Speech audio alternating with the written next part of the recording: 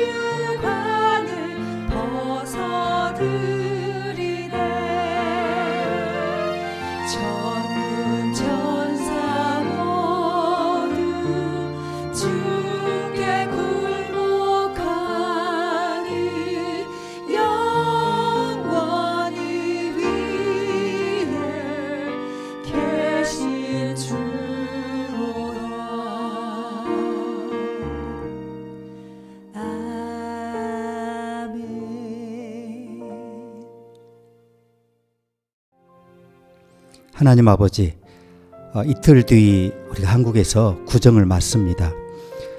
집으로 돌아가는 날이기도 한데 우리가 원래 우리가 왔던 본향으로 돌아가는 그 하나의 상징으로 그리스도 안에 받아들이면서 아마 아직도 살아계신 부모님들 그리스도 안에서 다시 한번 바라보는 시간들 되고, 또 최초의 가족이었던 분들 함께 보듬고 함께 기쁨과 지난 여정을 나누고 축복하는 아름다운 계기가 되고, 모든 작은 사소한 그런 다른 의견들이 그리스도 안에서 다 품어지며 사랑하며 녹아지며 한 가족임을 다시 확인하는 복된 구정이 되며, 멀리 고향을 떠나 있는 분들 어디에 계시든지 살아계신 하나님의 품 안에서 복된 한 주 될 수 있도록 축복하여 주시옵소서.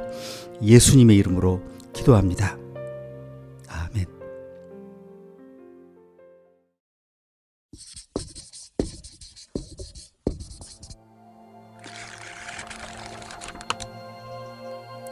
여호와께서 아브라함에게 이르시되 너는 너의 본토 친척 아비집을 떠나 내가 내게 지시할 땅으로 가라.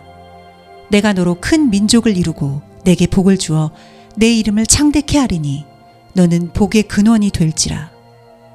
너를 축복하는 자에게는 내가 복을 내리고 너를 저주하는 자에게는 내가 저주하리니 땅의 모든 족속이 너를 인하여 복을 얻을 것이니라 하신지라.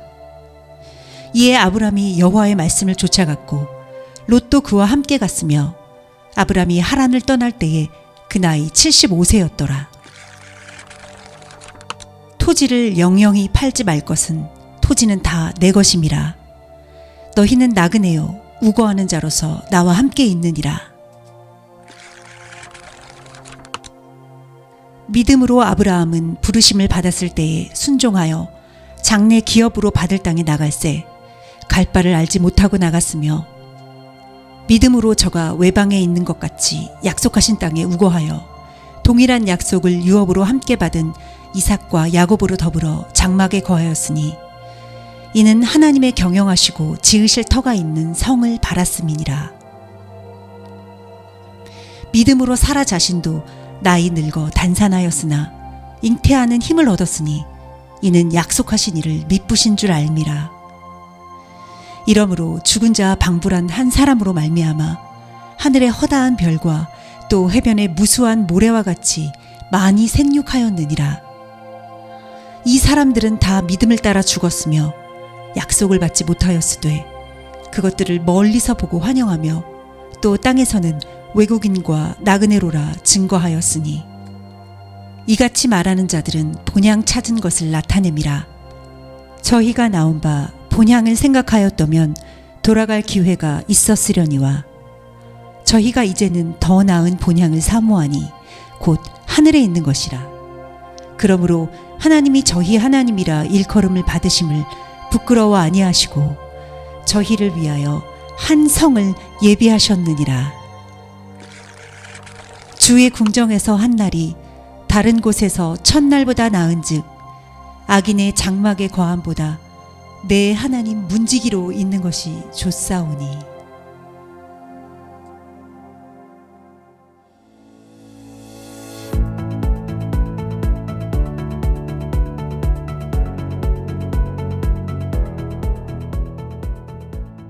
이번 주부터는 주거신학 강해를 시작하려고 합니다.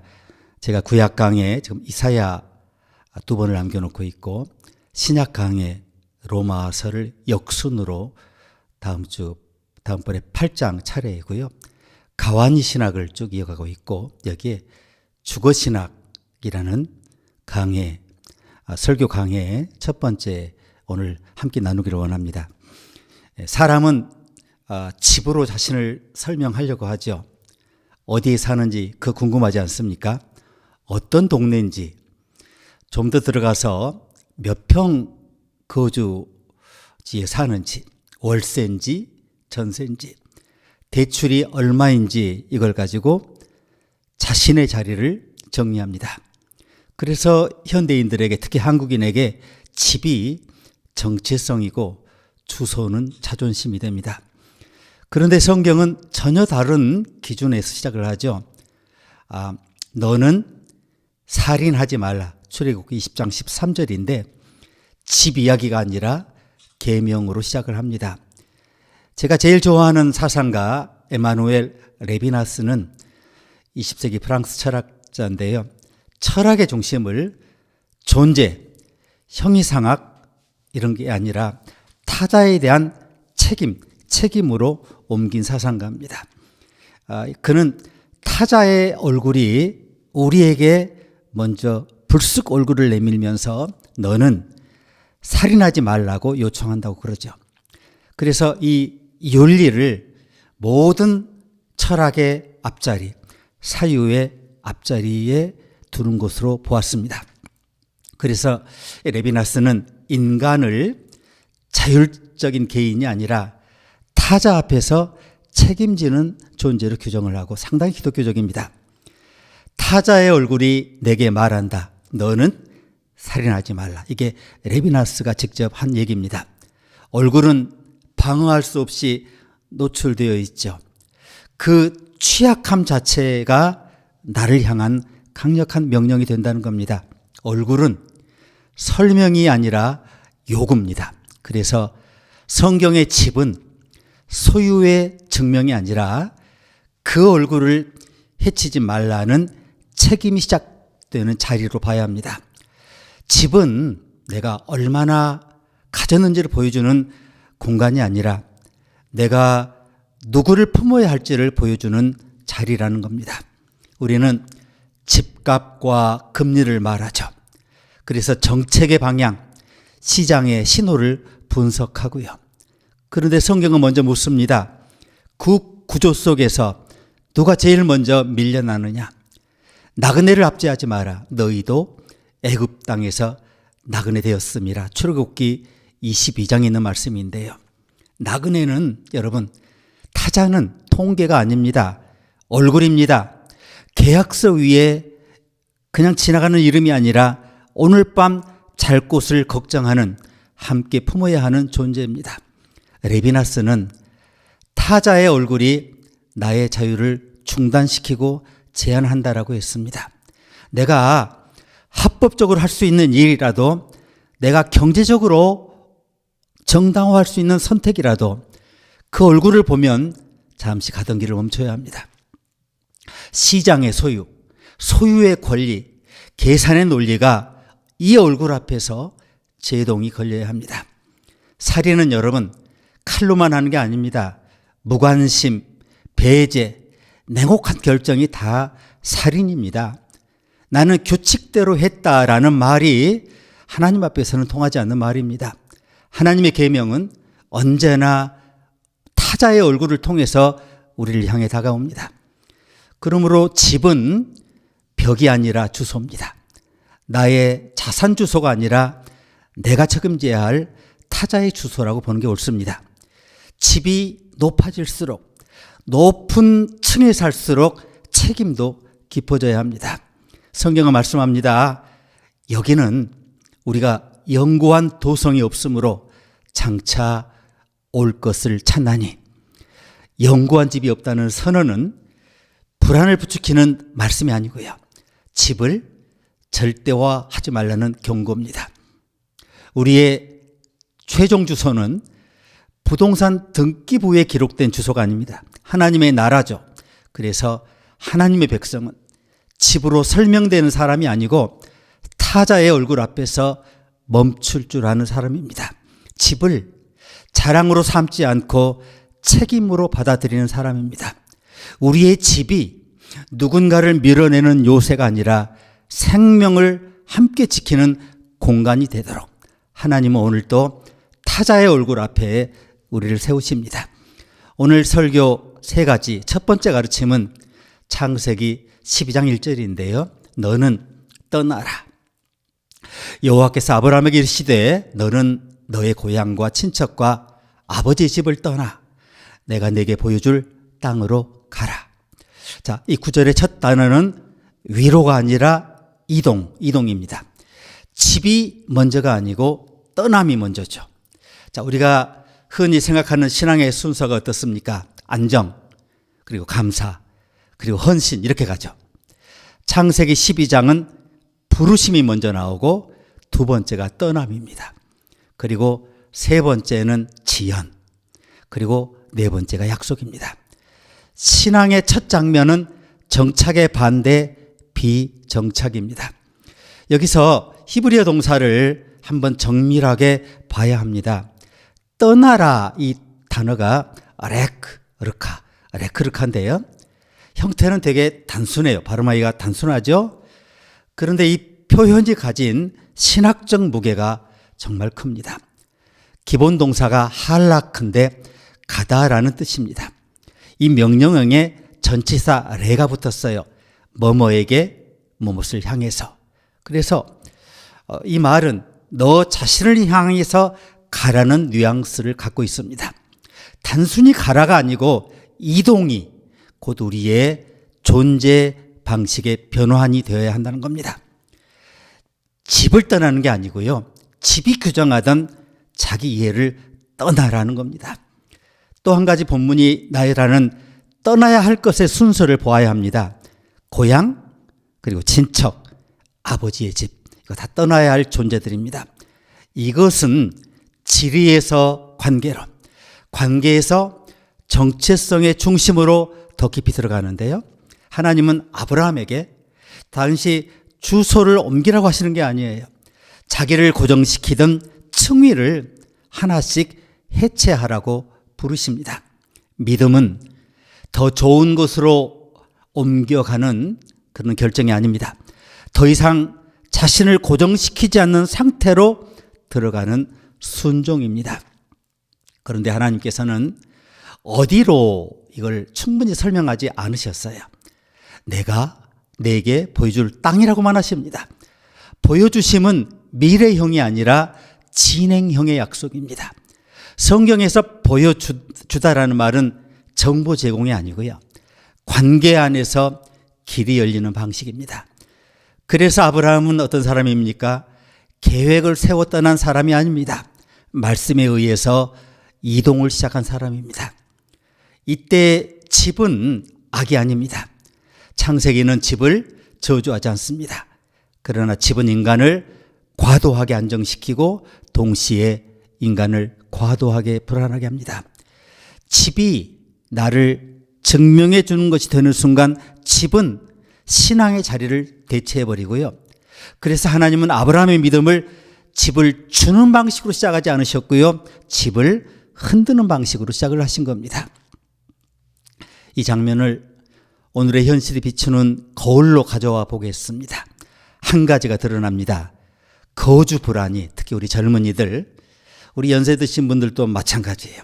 젊어서 집장만을 했고 그때는 신동네, 신거주지 뭐 그런 구획지였을 텐데 점점 집도 낡고 동네도 낡고 떠나가고 집값 떨어지고 어느새 내 자신이 허운 존재가 되어 있습니다.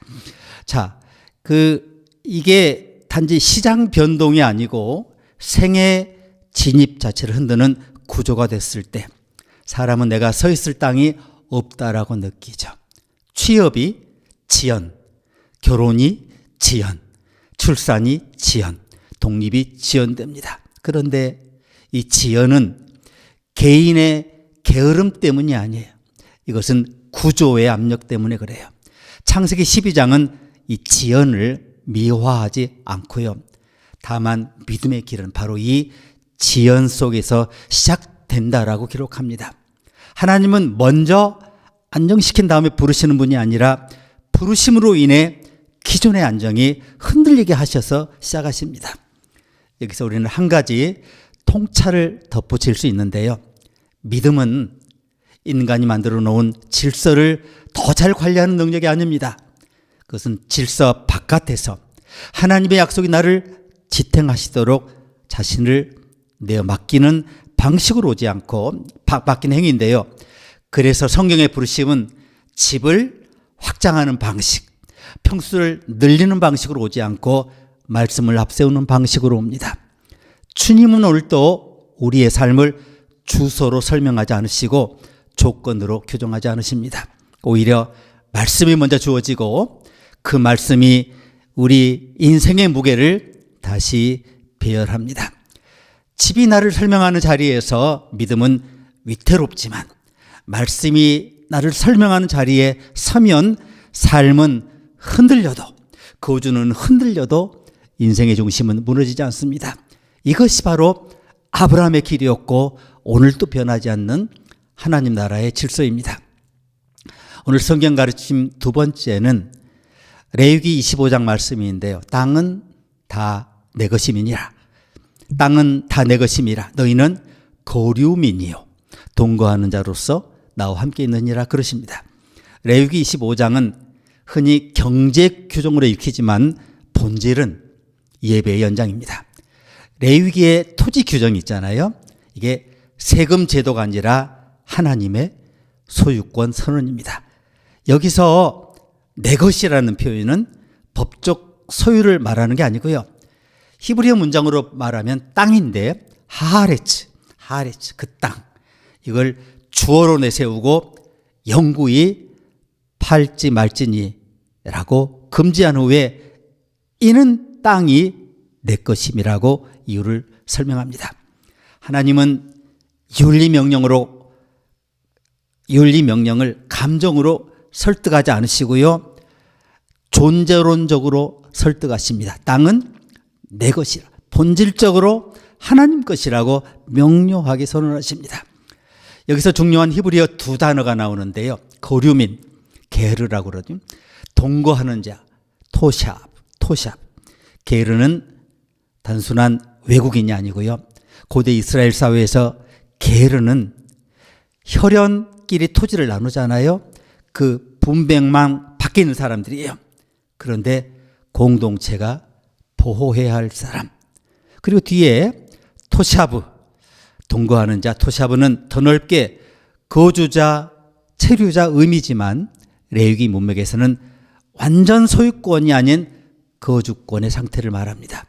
그러니까 결정적으로 이 두 단어가 나와 함께 임마디, 나와 함께라는 표현과 함께 딱 묶여요. 그러니까 이스라엘의 거주는 땅의 주인으로서가 아니라 하나님과 함께 거주하는 자로서의 거주권입니다. 집과 땅을 소유의 완결로 보지 말라라고 완곡하게 설명하십니다. 또 하나 핵심은 레위기 25장의 시간 구조인데요. 안식년, 희년, 이게 한 번의 이벤트가 아닙니다. 반복되는 리듬인데요. 하나님은 공동체가 스스로 균형을 유지할 것이라고 낙관하지 않으세요. 시간이 흐르면 다시 불균형이 되고 소유가 고착되고 약한 자가 밀려나는 걸 아세요. 그래서 하나님은 제도적으로 리셋을 만드신 겁니다. 이것이 레위기적 정의입니다. 그래서 안식년과 희년이 영구히 반복되는 겁니다. 이것이 하나님 나라의 주기적인 재배치라고 봐야 합니다. 이 대목에서 땅은 내 것이라 이 선언은 개인의 소유욕을 비난하는 말은 아니고요. 공동체의 경제를 떠받치는 신학적 기둥인데요. 만약 땅이 내 것이라면 인간의 소유는 관리겠죠. 관리라면 거주 불안의 책임은 개인에게만 돌아갈 수밖에 없어요. 야, 구조가 책임을 지는 거지 나는 책임 안 져도 돼요.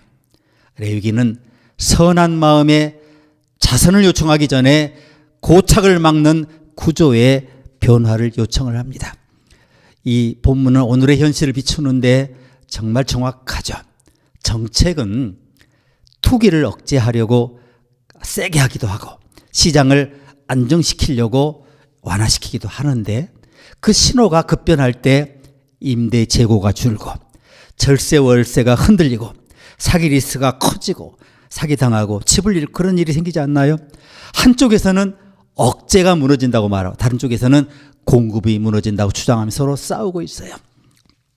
레위기 15장은 이 대립을 단순화하지 않습니다. 레위기는 시장을 없애라고 말씀하지 않고요. 시장을 신격화하지도 않아요. 레위기는 묻습니다. 어떤 구조가 약한 자의 거주를 지속 가능하게 만드는가, 여기에 관심을 가지십니다. 여기서 구약학자들은 레위기 25장을 토지의 신학이라고 불러요. 특히 그 미국 프린스턴 계열 신학교 쪽에서 이렇게 많이 주장을 하는데 강단에서는 이렇게 선포해야 될 줄 믿습니다. 주님, 이 땅은 주님 것입니다. 이 고백이 없으면 우리는 집을 신앙으로 만들고 정책을 우상으로 만들고 불안을 운명으로 여기게 됩니다. 레위기는 그 모든 것을 끊습니다. 하나님이 땅은 내 것이라고 하십니다. 그러므로 사랑하는 여러분, 거주의 문제는 시장의 문제가 아니라 예배 문제입니다. 하나님을 바라보는 문제가 되는 겁니다. 오늘 가르침 세 번째는 히브리서 11장 9절 10절인데 장막에 거하였다는 표현입니다. 믿음으로 그가 이방의 땅에 있는 것 같이 약속의 땅에 거류하여 동일한 약속을 유업으로 함께 받은 이삭 및 야곱과 더불어 장막에 거하였으니 이는 그가 하나님이 교회에 가시고 지실 터가 있는 성을 바랐습니다. 히브리서는 아브라함의 삶을 성공한 정착으로 요약하지 않습니다. 이방의 땅에 있는 것 같이 이렇게 떠돌이 느낌을 줍니다. 약속의 땅인데 이방처럼 살았다는 겁니다. 이건 실패가 아니라 믿음의 형식입니다. 히브리서가 강조하는 것은 가졌느냐가 아니라 바랐느냐입니다. 여기서 거류하여로 번역된 헬라어 파로이케오, 곁에 살다, 나그네로 살다, 이 계열 의미를 품는데요. 거류하다. 완전 소속이 아니라 주변 거주를 말합니다. 장막은 스케네라고 하는데 장막은 임시 주거죠. 그래서 성경의 장막은 가난의 상징으로만 쓰이지 않고요. 장막은 이동 가능성을 품은 거주입니다. 그러니까 히브리서의 주장은 이렇습니다. 아브라함의 믿음은 안정이 없는 삶이 아니라 안정을 절대화하지 않는 삶이었다고요. 이제 구약으로 다시 연결해 보겠습니다. 창세기에서 아브라함이 실제로 집을 세웠다는 기록은 중심 사건이 아닙니다. 오히려 그는 제단을 쌓습니다. 장막을 옮깁니다. 또다시 옮깁니다. 여기서 히브리어 동사들이 반복적으로 사용되는데 리듬이 중요합니다. 옮기다, 떠나다, 거하다. 이게 반복돼요. 믿음은 한 번의 결단이 아니라 반복되는 이동의 리듬이라는 거죠. 히브리서 11장 10절이 말하는 하나님이 계획하시고 지으실 성은 현실 도피가 아닙니다. 이것은 거주 불안을 무시하라는 말도 아니고요. 오히려 이 땅의 거주가 최종 거처가 되게 하지 말라는 선언입니다. 거주의 문제를 더 정직하게 보라고 하십니다. 집을 절대화하면 집을 잃는 순간 인간 존재가 인생이 붕괴되죠. 집을 절대화하면 집을 지키기 위해서 타인을 밀어내요. 예. 청년들을 밀어내고 새로운 신규 주택 수요자를 밀어내요. 독차지하고 있는 거죠. 성은 하나님이 지으십니다. 그러므로 인간은 집을 신처럼 만들면 절대로 안 됩니다. 이 대목은 미국의 도시 임대료 위기와 그것을 둘러싼 요즘의 논쟁을 떠올립니다. 임대료를 묶으면 당장의 숨통은 트일 수 있어요. 근데 시간이 지나면 공급이 줄고 주택의 질이 떨어지고 이동성이 막힐 수 있어요. 집 구하기 힘드니까.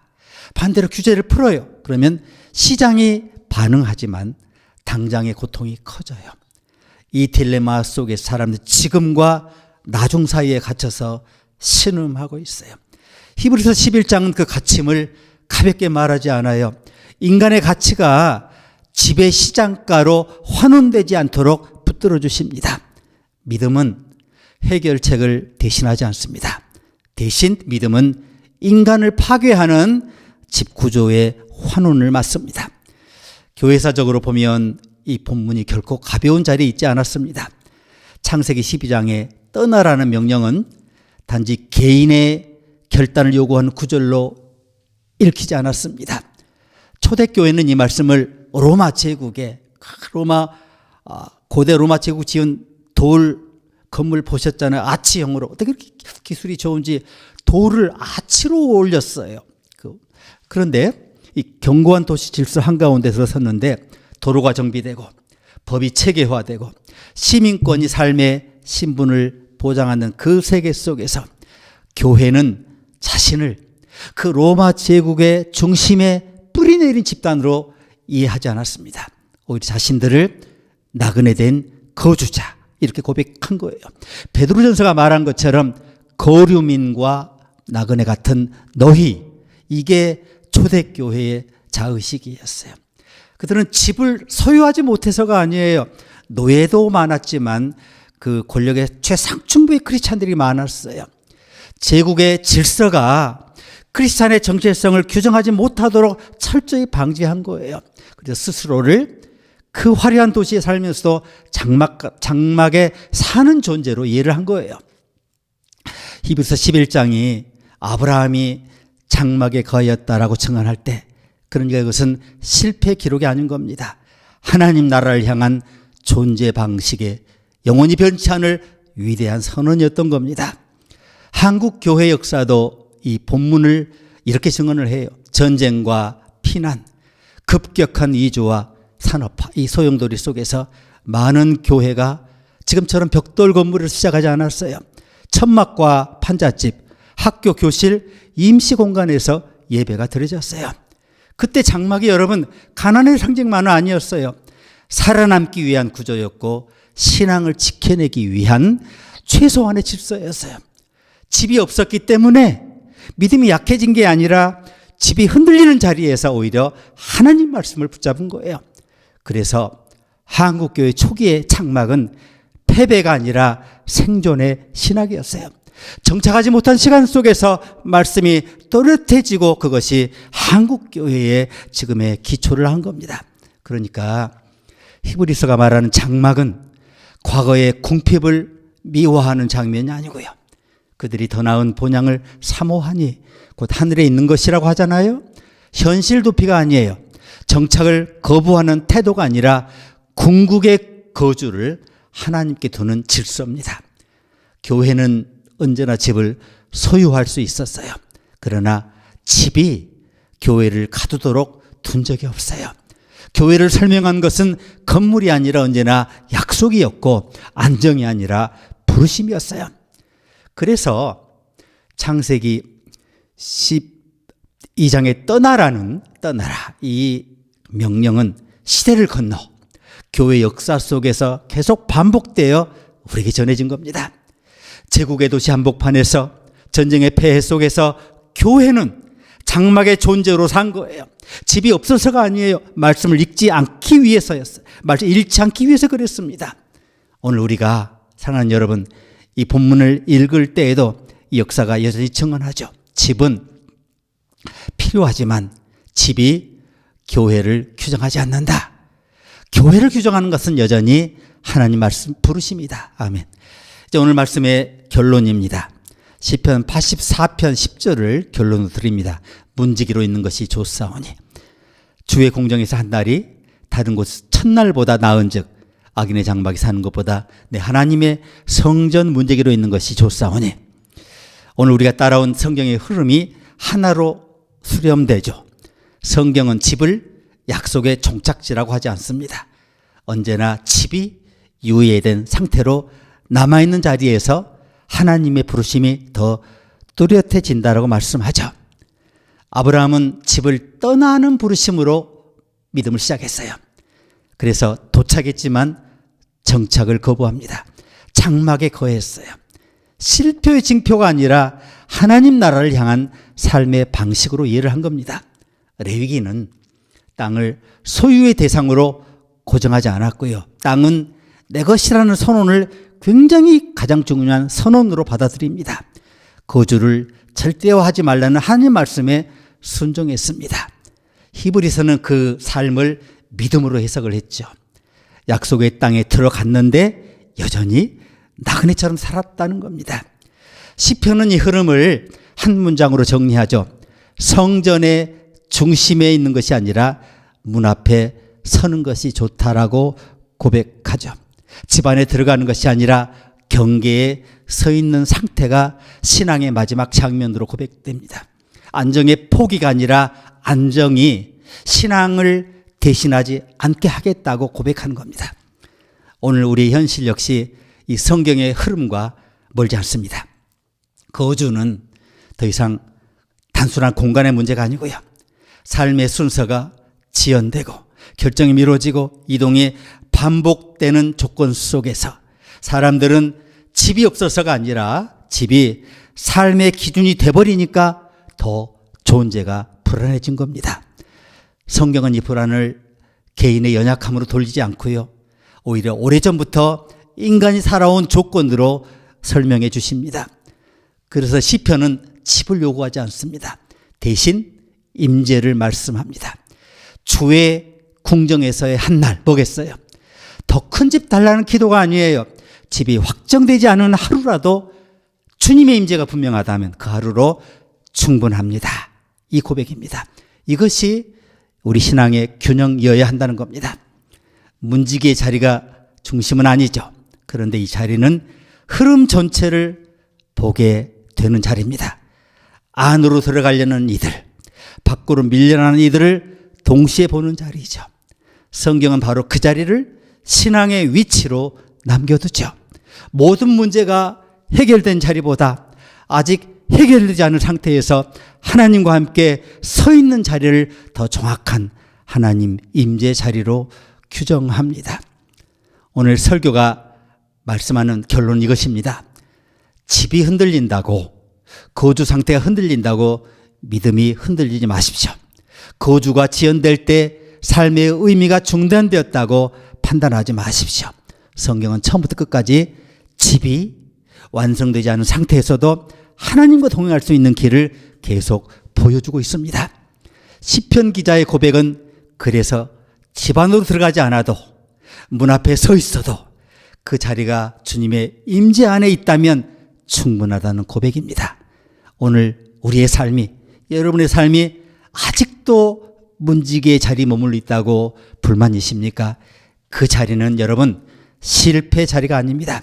성경이 우리를 사랑해서 마지막까지 남겨둔 자리고, 여러분이 설교를 들으시면서 끝까지 따라오면서 마침내 이해하면서 감사하는 바로 그 자리입니다. 오늘 이 고백, 마음속의 다짐이 여러분 평생에 여러분과 동행하면서 여러분 삶에 완전 무결한 하나님의 약속, 하나님의 임재의 그 놀라운 축복이 가득하기를 주의 이름으로 축복합니다. 하나님 아버지, 우리가 벌어들이는 거의 대부분이 지불 위에 지출되고 있고, 또 그 지출은 엄청난 빚의 구조 속에 놓여 있고, 큰 집을 차지하기 위해서 우리가 먼 곳으로 오며 또 큰 차를 구입했고, 막상 우린 식사를 만들 시간이 없고 좋은 식사를 사 먹을 여력이 없고, 그래서 우리는 나쁜 패스트푸드를 주로 대하며 큰 차와 큰 집에 살고 있는데, 하나님 우리를 불쌍히 여겨주시고 더 이상 큰 집, 큰 차가 우리의 인생의 목적이 되고 존재의 근원이 되고 우리 삶의 정체성이 되지 않도록 우리의 기준을 새롭게 세워주시길 기대합니다. 어느 곳에 있든지, 심지어 경계에 서 있을지라도 나그네가 보이고 거류민이 보이고 하나님의 임재가 보이는 성전의 문지기라고 할지라도 그 자리가 최고의 자리임을 깨달아 일부러 정착할 수 있었지만 정착을 거부하고 끝까지 부르심을 따라 장막을 거두며 이동한 아브라함처럼 우리도 영원한 하늘나라의 소망을 두고 이 삶에서 감사와 고백과 찬송이 매 순간 터져나올 수 있도록 우리의 여정을 축복하여 주시옵소서. 예수님의 이름으로 기도합니다. 아멘.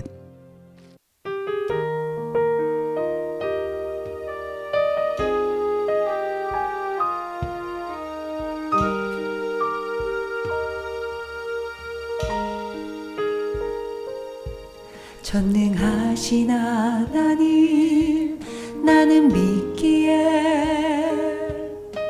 잠잠히 기다리네. 전능하신 하나님 행하실 일 잠잠히 기다리네. 전능하신 하나님 나는 믿기에 잠잠히 기다리네. 전능하신 하나님 행하실 일 기대하기에 기다리네. 전능의 하나님 엘샤다이 하나님 주의 손이 나를 붙드시니 두려움 없네. 전능의 하나님 주만 의지합니다. 삶의 끝에서 시작하시는 엘샤다이 전능의 하나님.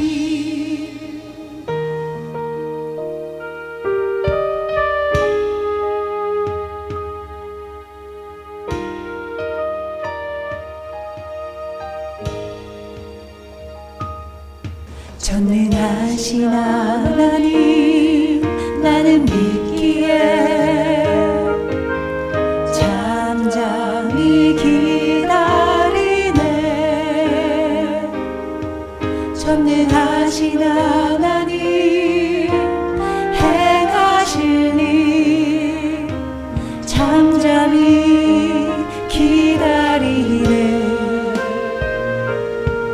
전능하신 하나님 나는 믿기에 잠잠히 기다리네. 전능하신 하나님 행하실 일 기대하기에 기다리네. 전능의 하나님 엘샤다이 하나님 주의 손이 나를 붙드시니 두려움 없네. 전능의 하나님 주만 의지합니다. 삶의 끝에서 시작하시는 엘샤다 전능의 하나님. 전능의 하나님 엘샤다이 하나님 주의 손이 나를 붙드시니 두려움 없네. 전능의 하나님 주만 의지합니다. 삶의 끝에서 시작하시는 엘샤다 역전의 하나님.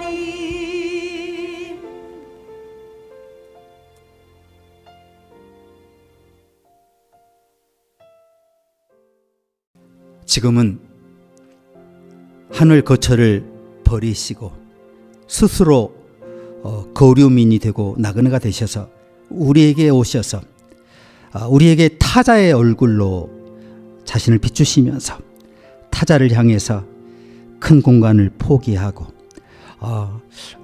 확정된 장막을 포기하고 언제나 경계에서는 불안한 자리 같지만 이웃과 하나님이 보이는 그 문지기의 자리에 서서 하나님을 경배하며 또 세상을 품는 아름다운 인생으로 살아가라고 성육신하셔서 구체적으로 하늘의 은혜와 뜻을 가르쳐 주신 예수 그리스도의 그 놀라우신 은혜와 하나님 우리 아버지 놀라우신 사랑과 성령의 내재교통 충만하심이 오늘 우리가 서 있는 자리가 최고의 자리임을 깨달아 이 서 있는 불안정한 자리를 고백하며 감사하며 이 부르심으로 이 부르심의 형식을 통해서 우리의 믿음이 견고해지도록 끊임없이 인도하시는 하나님께 감사하며 이 삶을 지속하며 하나님께 영광 돌게 다짐하는 주의 자녀, 주의 종들을 위해 이제와 영원히 함께 계시기를 간절히 축원하옵나이다. 아멘. 천능의 하나님 엘샤다이